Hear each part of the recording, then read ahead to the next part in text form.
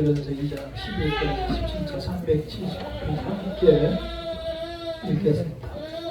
시작. 사랑하는 자들아, 거름과 나그네 같은 너희를 권하노니 영혼을 거슬러 싸우는 육체의 정욕을 제어하라. 너희가 이방인 중에서 행실을 선하게 가져 너희를 악행한다고 비방하는 자들로 하여금 너희 선한 일을 보고 오시는 날에 하나님께 영광을 돌리게 하려 합니다. 인간의 모든 죄들을 주를 위하여 순종하되 혹은 위에 있는 왕이나 혹은 그가 악행하는 자를 징벌하고 선행하는 자를 보상하기 위하여 보낸 총독에게 하라. 곧 선행으로 어리석은 사람들의 무식한 말을 막으시는 것이라. 너희는 자유가 있으나 그 자유 악을 가리는 데 쓰지 말고 오직 하나님의 종과 같이 하라. 무사람을 공경하며 형제를 사랑하며 하나님을 두려워하며 왕을 존대하라.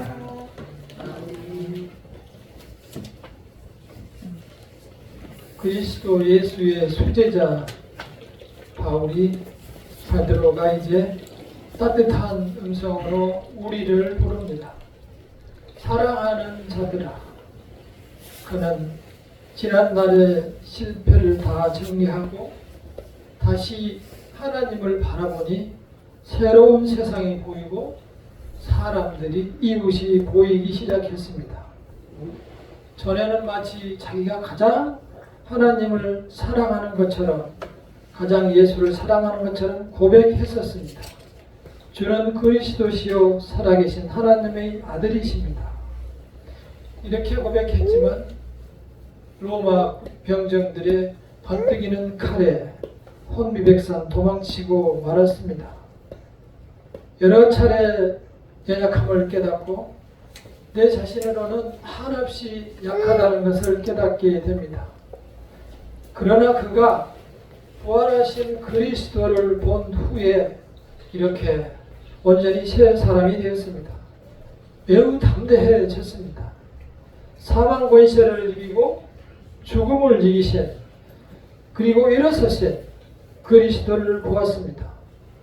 그가 다시 오겠다고 약속하셨기 때문에 이제 우리가 가는 길이 천국이라는 것을 깨닫고 우리 성도들에게 나그네야 라고 이렇게 부르고 있습니다. 우리는 그 확신을 가지고 부르는 베드로의 부르심을 들으시기를 바랍니다. 그는 분명히 보았고 분명히 자신이 체험했습니다. 이제는 우리가 나그네로 살아보자는 것입니다. 어떻게 하면 살아갈 수 있을까? 거기에 대해서 먼저 선행을 하라라고 말합니다. 현실을 살기도 힘든데 어떻게 우리가 선행을 하면서 살아갈 수 있을까요? 베드로는 첫째로 나그네의 삶에 있어서 우리 육체의 정욕을 이겨내라 라고 당부합니다.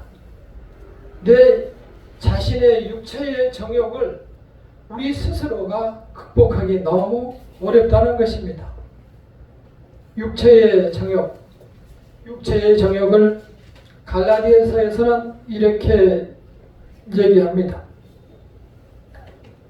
갈라디아서 5장 19절에서 21절에서 육체의 일은 분명하니 곧 음행과 더러운 것과 호색과 우상 숭배와 주술과 원수 맺는 것과 분쟁과 시기와 분냄과 당짓는 것과 분열함과 이단과 투기와 술취함과 방탕함과 또 그와 같은 것들이라 전에 너희에게 경계한 것 같이 경계하노니 이런 일을 하는 자들은 하나님의 나라를 유업으로 받지 못할 것이요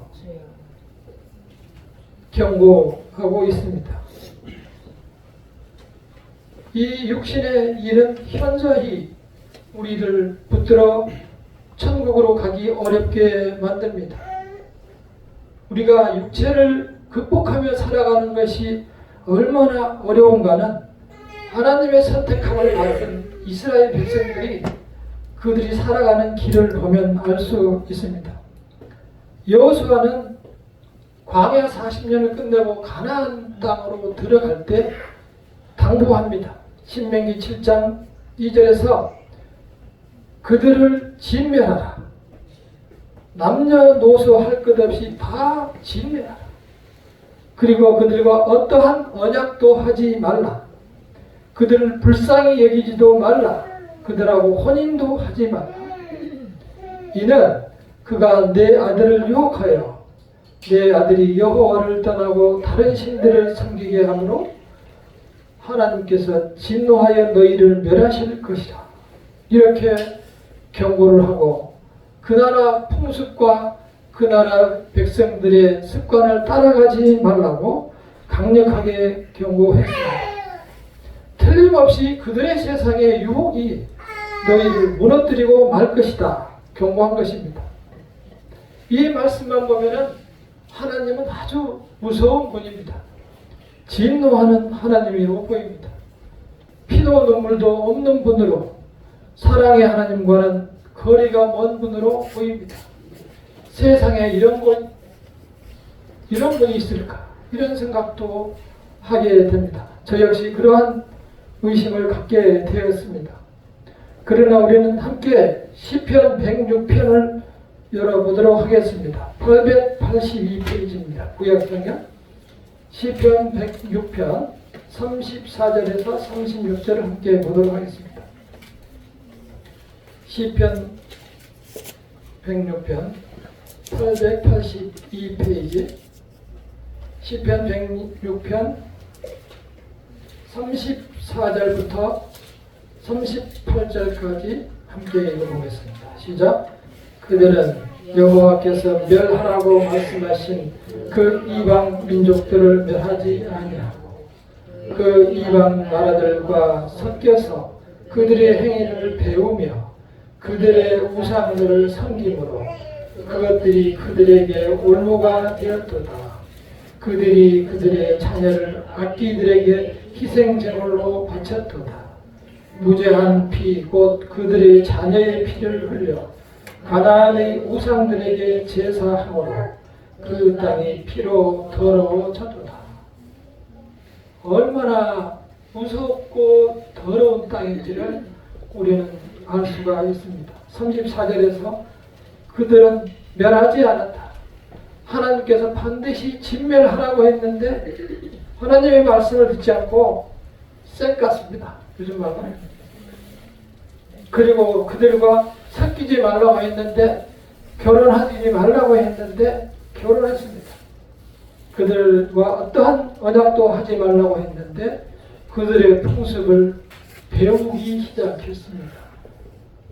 급기야 그들은 그들의 우상을 섬기는데 그들의 결국 그것이 올무가 되고 말았습니다. 결국은 올무가 되어 자기들의 첫 아들들을 첫 아이를 불에 태워 그들의 신들에게 드리는 이해할 수 없는 괴물이 되고 말았습니다. 사람들이 하나님을 떠나면 이렇게 악마로 변합니다. 하나님은 그 무죄한 피에 대해서 결코 용납하지 않습니다. 이 세상을 바라봐도 마찬가지입니다.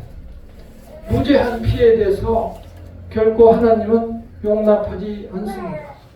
그것은 하나님이 계시기 때문입니다. 백성들은 하나님의 말씀을 결코 듣지 않았습니다. 하나님께서 하나님의 손으로 직접 징계하지 않았습니다. 자기들이 스스로 깔아놓은 올무에 스스로 걸려서 자기들의 자식을 자기들 손으로 갖다가 우상에게 제물로 드렸습니다. 하나님이 하는 것이 뭐가 있습니까? 다 자기들이 올무를 쳐놓고 자기들이 빠진 거예요. 사람들은 거기에 대해서 어리석다는 사실을 전혀 인식하지 못합니다. 전능하신 하나님께서는 우리의 미래에 대해서 다 아시기 때문에 미리 이렇게 경고의 말씀을 주시는 것입니다. 그러니 우리가 이 세상에서 내 스스로 적어도 나의 정욕을 내 스스로 이겨내며 살아가야 합니다. 요즘 탄핵 정국에 대해서 우리는 TV를 자주 보게 됩니다. 가급적 안 보려고 해도 저는 한 5분만 보고 가야 되겠다 싶어서 서서 5분만 보는데 50분을 서서 봤어요. 너무 재밌어요. 이게 보니까. 사실 누가 이기고 누가 진 것도 아니고 모두가 피해자입니다. 우리는 그들이 당하는 아픔을 보고 너무 가슴이 아프고 그 사람들은 앞날이 너무 캄캄합니다. 오늘 저는 이쪽에서 올라오면 저기 병목안 쪽에 산을 보니 너무 맑고 청명했습니다. 여기에서 산속까지 보이는 것처럼 환히 보였습니다.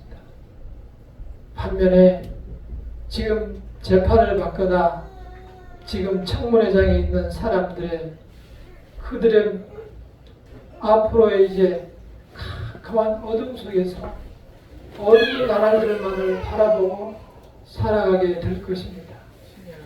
나의 육체의 정욕을 절제하지 못하면 우리는 악마화되고 마는 것입니다.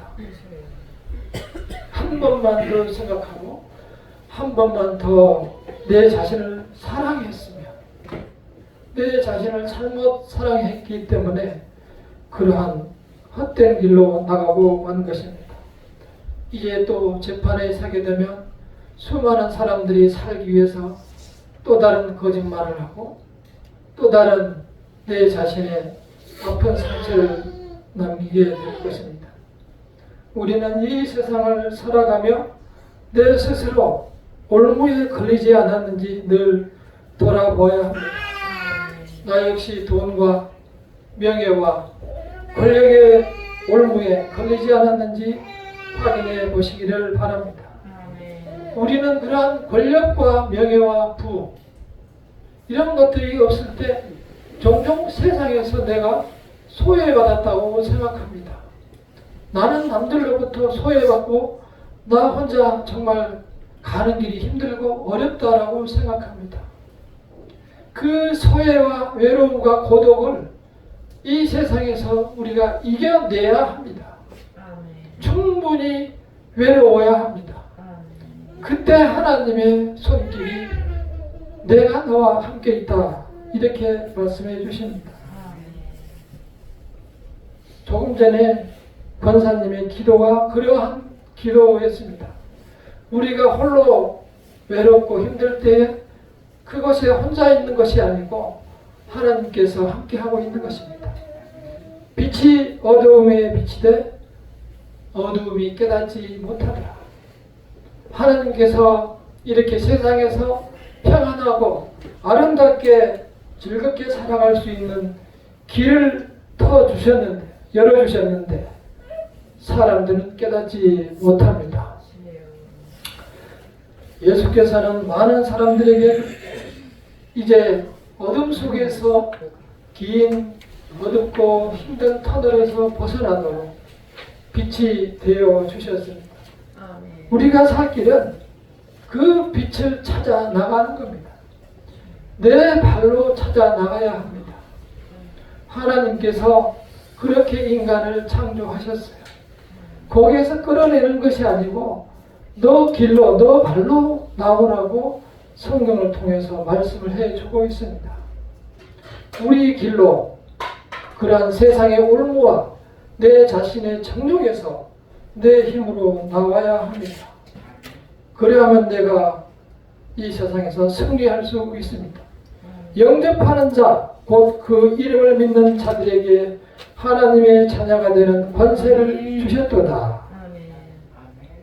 우리가 하나님을 영접했습니다. 그 자녀가 되었고 그래서 우리는 권세를 가지고 있습니다. 우리는 이 세상에서 하나님과 더불어 행복을 누릴 권리, 하나님께 나아가서 모든 것을 구할 수 있는 권리, 하나님께서 주시는 평안을 누릴 권리, 그리고 나의 미래를 부탁할 권리를 그러한 권세를 가지고 있습니다. 그 권세를 나의 것으로 가지고 소유하고 누리시기를 바랍니다. 그것이 우리의 살 길입니다. 우리가 빛 대신 그리스도의 자녀로 이 세상을 살아갈 때 이 세상을 이겨낼 수 있습니다. 생명이 있다는 것은 무엇입니까? 그리스도께서 이 땅에 오셔서 우리에게 생명을 주셨습니다.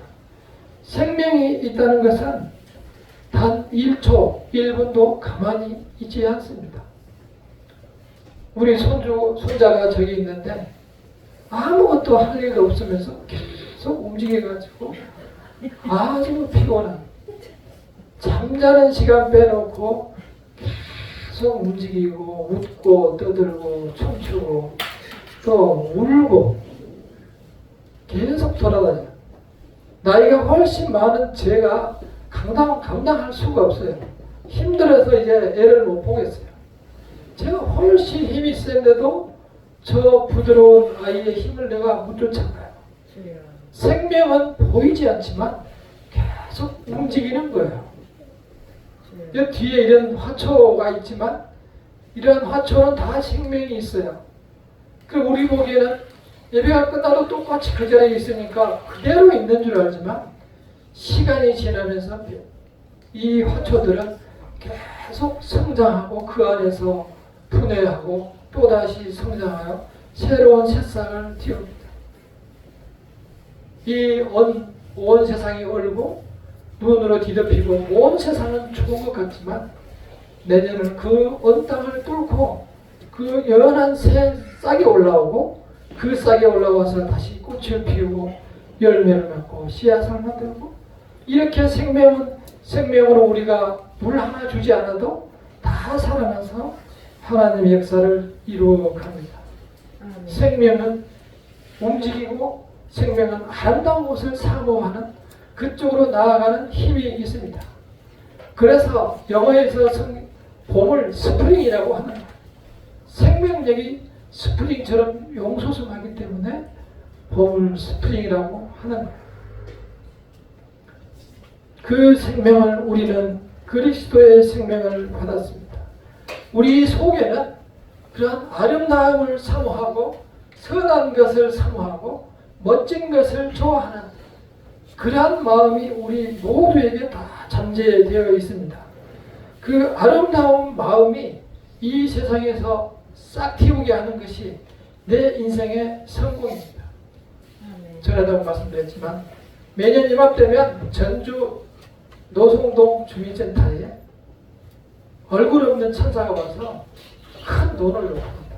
20년이 넘었다고요. 그러니까 처음에는 50 몇만 원을 저금 통장에 와서 넣고 갔었는데 매년 늘어서 요즘은 뭐 2천만 원, 3천만 원씩 해서 10억 정도 되는 돈을 이제 아마 전체적으로 놓고 간 모양이에요. 누군지 알려주기 때문에 알지 못하고 알아보지 말라고 하기 때문에 알려고 하지 않아요. 그게 천사의 길이 있다고 하고 그쪽에서는 천사의 날로 날을 정해서 기념하고 있다고 합니다. 그때가 매년 12월 15일에서 27일 크리스마스 전후이라고 해요. 그래서 저도 한번 밤에 가보려고 생각해요. 같이 가서 어떤 사람이 2019년에 그걸 훔쳐갔어요. 매년 그날 그때쯤 한다는 것을 알고 숨어 있다가 놓고 간 것을 봐가지고 훔쳐갔어요. 그래서 조사를 해봤더니 깜빡이 같더라고요. 근데 그분이 쪽지를 놓고 간다고요. 부르이웃에게 전해주세요. 그리고 하늘에 계신 어머니의 뜻을 받들어 이 일을 시작했습니다. 올해는 더 열심히 일을 해서 더 많이 줄 수 있어서 너무 기쁩니다. 이러한 메모를 놓고 간답니다. 누군지 모르기 때문에 알 수 없지만 틀림없이 하나님의 자녀인 것 같습니다. 우리는 그러한 선한 마음을 보면 동경이 가고 나도 그러고 싶다. 이러한 사모함을 그리움을 느낍니다. 이 마음이 선한 마음이고 사랑하는 마음이고 아름다운 마음입니다. 놀랍게도 우리 사람의 마음속에는 조금 전에 말씀드린 악한 생각과 육체의 정욕을 다 내려놓을 때 이 선한 마음이 새싹처럼 나에게서 올라옵니다. 그래서 이 세상의 무거운 짐과 모든 염려들을 내려놓는 연습을 내 스스로 해야만 내 스스로 행복의 길을 갈 수가 있습니다. 아마도 여러분들에게 묻는다면 누구보다 내가 내 자신을 사랑할 거예요. 그것이 다 나타나고 내 자신을 사랑한다고 하면서 이 세상을 살아가. 근데 여러분들은 내 자신이 어떠한 모습이기를 원합니까? 어떠한 모습일 때 내가 가장 아름답고 내가 멋진 모습이고 내가 우아한 모습일 것 같아요. 좋은 옷을 입고 있을 때 멋진 돈을 많이 벌어서 멋진 옷을 입고 있을 때 큰 집에서 좋은 자가용을 타고 다닐 때 그것은 다 남들이 나를 봤을 때 나의 느낌이에요. 그러나 내 스스로 만족하고 기쁘고 내 스스로 행복하고 나는 참 멋진 사람이다 할 수 있어요. 그러려면 내 마음속에 싹 트고 내 마음속에 있는 아름다운 마음이 싹이 트고 자라고 성장해서 꽃을 피우고 행동으로 열매를 맺어야만 내가 만족합니다. 그러한 모습을 말씀하시면서 성경에서 오늘 마지막 절에 이렇게 얘기합니다. 베드로전서 2장 17절을 함께 읽어보겠습니다. 379페이지 2장 17절 시작. 무사람을 공경하며 형제를 사랑하며 하나님을 두려워하며 왕을 섬깁니다. 왕이 없는 세상에 우리는 삽니다.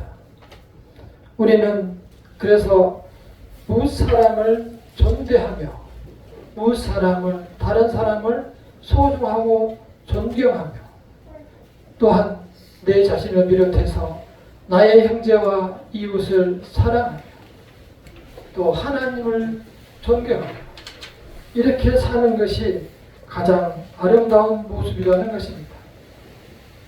그러니 우리가 꽉 세상을 향하여만 열어놓은 이 마음을 이제 열어야 합니다.